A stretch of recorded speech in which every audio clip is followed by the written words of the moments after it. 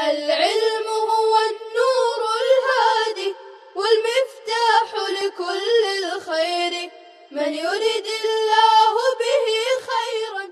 بسم اللہ الرحمن الرحیم الحمد للہ رب العالمین والصلاة والسلام علی سید الانبیاء والمرسلین وعلی آلہ واصحابہ اجمعین. السلام علیکم ورحمۃ اللہ وبرکاتہ.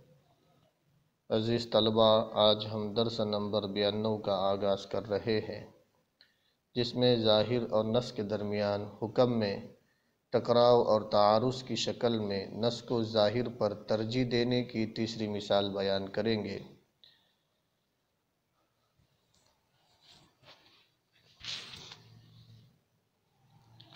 مثال سمجھنے سے پہلے عزیز طلبہ آپ مسئلہ سمجھیں. مسئلہ یہ ہے کہ امام ابو حنیفہ رحمہ اللہ کے یہاں زمین کی جو پیداوار بھی ہو اور جتنی بھی ہو اس پر عشر واجب ہے، یعنی اس کا 10واں حصہ راہ خدا میں غریبوں کو دینا ضروری ہے. اور اگر اس زمین کو کنویں کے پانی سے سیراب کیا جاتا ہو تو اس پر نصف عشر یعنی 20واں حصہ واجب ہے. امام محمد رحمہ اللہ، امام ابو یوسف رحمہ اللہ اور امام شافعی رحمہ اللہ کے یہاں زمین کی پیداوار پر عشر یا نصف عشر واجب ہونے کے لیے 2 شرطیں ہیں. ایک یہ کہ وہ پیداوار ایسی ہو جو بغیر علاج و تدبیر کے 1 سال تک باقی رہ سکتے ہو، مثلا گندم، باجرہ، چاول، مکئی، دالیں وغیرہ. سبزیاں اور پھل علاج و تدبیر کے بغیر 1 سال تک باقی نہیں رہ سکتے، اس لیے ان پر عشر یا نصف عشر کبھی واجب نہیں ہوگا. دوسری شرط یہ ہے کہ زمین کی اس پیداوار کی مقدار کم سے کم 5 وسق ہو، یعنی تقریباً 28 من ہو، کیونکہ 1 وسق 60 صاع کا ہوتا ہے. تو 5 وسق 300 صاع کے ہوں گے اور 1 صاع تقریباً 4.25 کلو کا ہوتا ہے. تو 300 صاع کل 1125 کلو ہوئے اور مجموعہ ہوگا 28 من 5 کلو. تو صاحبین اور امام شافعی رحمہ اللہ کے یہاں دوسری شرط یہ ہے کہ زمین کی اس پیداوار کی مقدار کم سے کم 5 وسق ہو، یعنی 28 من ہو. اب مثال سمجھے. مصنف رحمہ اللہ فرماتے ہیں کہ حضور صلی اللہ علیہ وسلم کا فرمان ما سقطہ السماء ففیہ العشر، زمین کی ہر وہ پیداوار جس کو آسمان کا پانی سیراب کرے اس پیداوار میں عشر ہے. زمین کی ہر وہ پیداوار جس کو آسمان کا پانی سیراب کرے اس پیداوار میں عشر ہے. تو عزیز طلبہ، حضور صلی اللہ علیہ وسلم کا یہ فرمان ما سقطہ السماء ففیہ العشر، زمین کی ہر پیداوار میں عشر کے بیان میں نص ہے، کیونکہ ما عام ہے. وہ پیداوار جو بھی ہو بغیر علاج و تدبیر کے 1 سال تک باقی رہ سکتی ہو یا نہ رہ سکتی ہو، اور جتنی بھی ہو، کم ہو یا زیادہ ہو. اور اس فرمان کی غرض پیداوار میں عشر کو بیان کرنا ہے.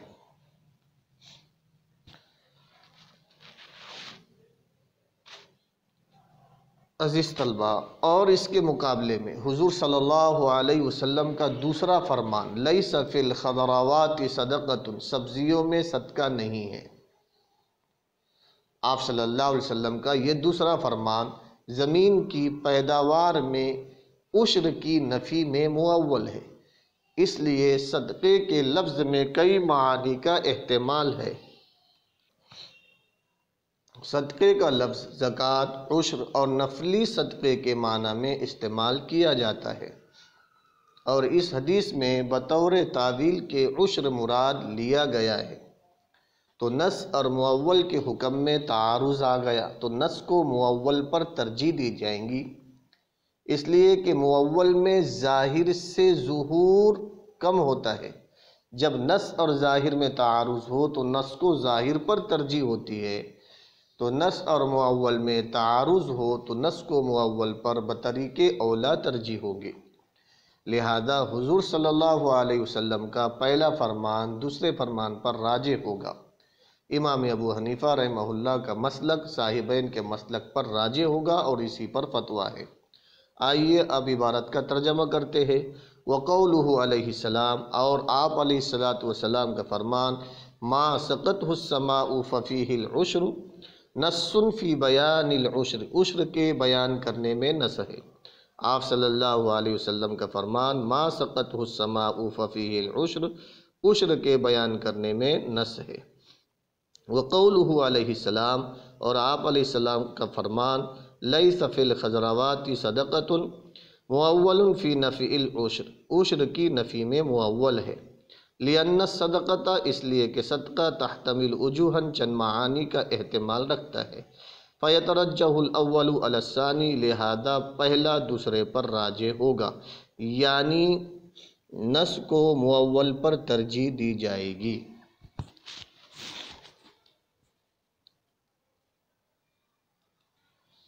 عزیز طلبہ، اس عبارت سے مصنف رحمہ اللہ کی غرض ایک مثال بیان کرنا ہے جس میں نص اور مؤول میں تعارض ہے۔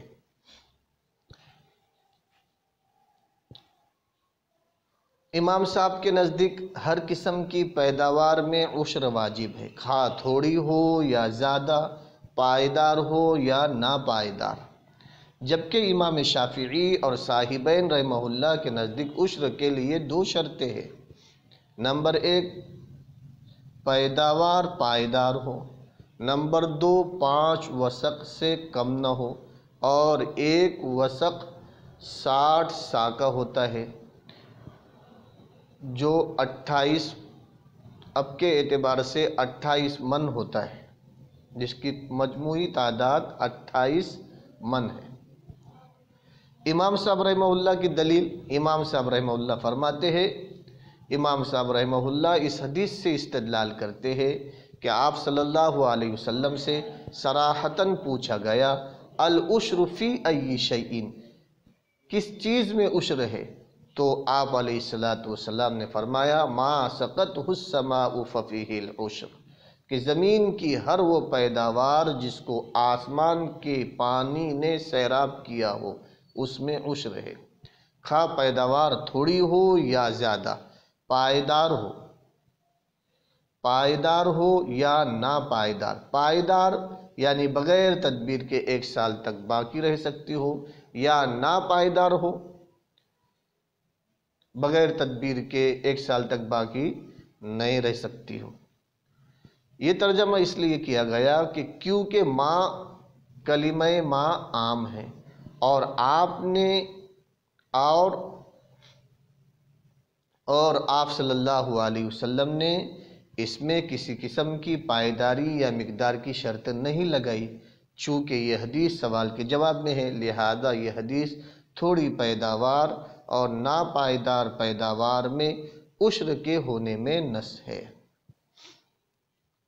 صاحبین اور امام شافعی رحمہ اللہ کی دلیل، صاحبین اور امام شافعی رحمہ اللہ اس حدیث مبارکہ سے استدلال کرتے ہیں، لیس فی الخضروات صدقۃ، صاحبین اور امام شافعی رحمہ اللہ اس حدیث مبارکہ لیس فی الخضروات صدقۃ سے استدلال کرتے ہیں۔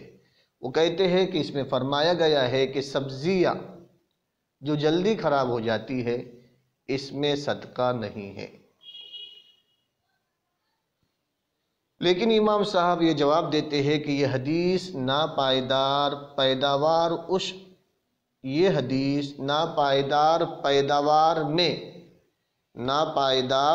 پیداوار میں عشر کے نہ ہونے میں مؤول ہے، اس لیے کہ لفظ صدقہ کئی معنی کا احتمال رکھتا ہے۔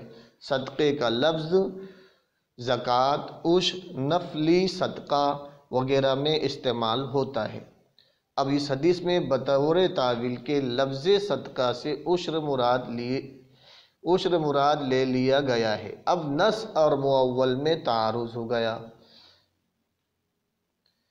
نص تقاضا کرتا ہے ناپائیدار پیداوار میں عشر کے ہونے کا، اور معول تقاضا کرتا ہے ناپائیدار پیداوار میں عشر کے نہ ہونے کا۔ اب ہم نص کو ترجیح دیں گے، اس لیے کہ نص قطعی ہے اور معول ظنی ہے، اور ظنی کی وجہ سے قطعی کو نہیں چھوڑ سکتے، لیکن قطعی کے ہوتے ہوئے ظنی کو چھوڑ سکتے ہیں۔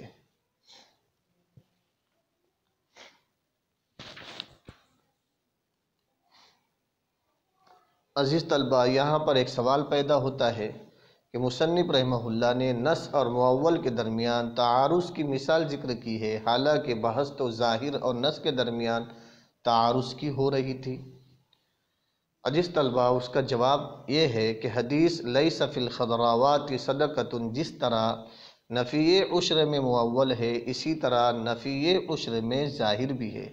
جس طرح عشر کے نفی میں معول ہے، اسی طرح عشر کی نفی میں ظاہر ہے، کیونکہ جب کوئی صاحب لغت عربیہ اس حدیث کو سنے گا تو فوراً سمجھ جائے گا کہ خضراوات میں عشر نہیں۔